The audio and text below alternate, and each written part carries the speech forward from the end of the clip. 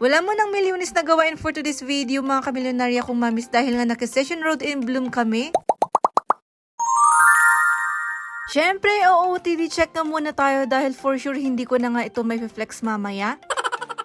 Kailan kayang pupuntahan namin? Kaya naman, paano naman ako mag-flex ng OOTD, diba? Siyempre, bondat-bondat na ako mamaya kaya naman hindi na ako makakapag-flex.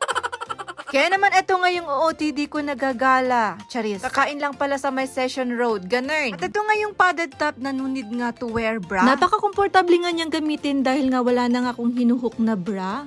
Diba? Nagulat kayo na. Dito na kami sa may Burnham. So yun na nga, bago nga kami pumunta ng Session Road ay dumaan pa nga kami dito sa may Burnham dahil nga merong tumutugtog. Ay napa, basta may naririnig na banda ang dadidandan, hindi siya pwedeng hindi pumunta. Gustong gusto niya yung mga ganito pero hindi naman siya marunong kumanta. Chares.